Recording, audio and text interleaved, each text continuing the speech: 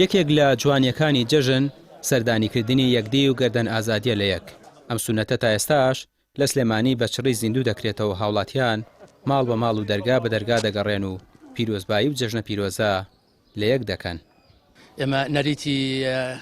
کوردەواری ئێمە وایە بڵێن عەشایری ئێمە وایە تەواوی گەڕەک و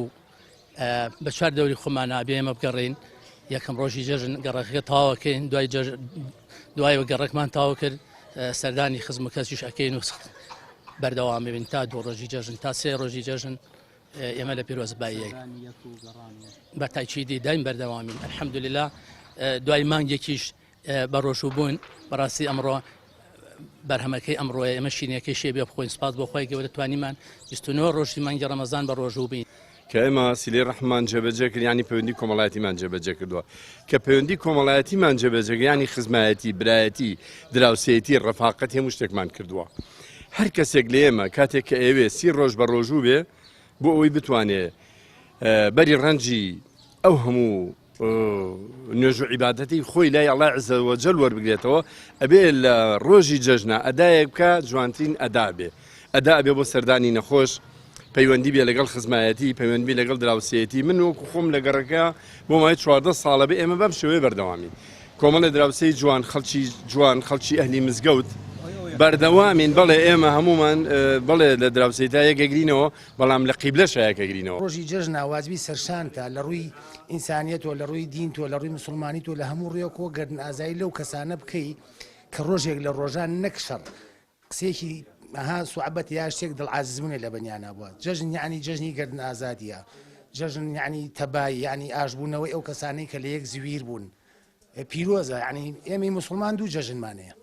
جەژنی قوربان جەژنی ڕەمەزان کۆمەڵی ڕۆژی تر دیاری کراوە بە ناوی جەژنەوە خەڵک هەمووی ڕژێتە سەرجادە و کۆمەڵێ شتەکەن بینیمان لە ڕەمەزانە بۆ جەژنی نەورۆز لەو مانگە پیرۆزەیات چی کرا ئەوە دروست نییە ئەمە جەژنە. مامۆستایەکی ئاینی دەڵێت بە زیندوڕاگرتنی نەریتی سەردانیکردن لە جەژن ئەرکی گەورەکان و پێویستەنەوەی دوای ئەوەش ڕابهێنرێت لەسەر ئەم سونەتە کە ئێستا بە ئەندازەیەکی زۆر بەرەو کاڵبوونەوە دەچێت چونکە سەردانیکردن و بەسەرکردنەوەی یەکدی لە جەژن خۆشەویستی و تەبایی زیاتر دەکات. ئەم پەیوەندی کۆمەڵایەتیە لەگەڕێکی خەباتە هەروەکو جاران ماوەتەوە زیاتر بووە کەمی نەکردووە ئێمە هەموو جەژنێک دوای نوێژی جەژن و دوای نان خواردن ئەگەڕین هەموو ماڵەکان ئەگەڕین دەبێ فەرق و جیاوازی ئەوەی نەخۆش بێ ئەچین سەردانی ئەەکەین ئەگەر دوو نەفەر کێشەیان هەبێ پێکەوە قسەیان نەبێ هەوڵ ئەدەین ئاشتیان کەینەوە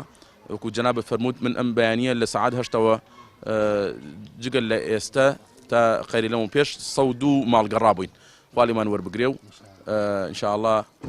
بیکاتەمای خێر و خۆشی.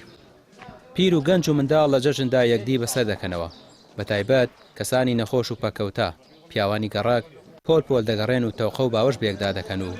خۆشحاڵی خۆیان دەردەبڕن بەوەی مانگی ڕەمەزانی پیرۆزیان بە خۆشی بەڕێکرد و ئێستا شیرنی بەرهەمەکەی دەخۆن و پەیامی خۆشەویستی و برایەتی بۆ یەکدی دووپات دەکەنەوە. ڕامیار عوسمان کەناڵی پەیام سلێمانی.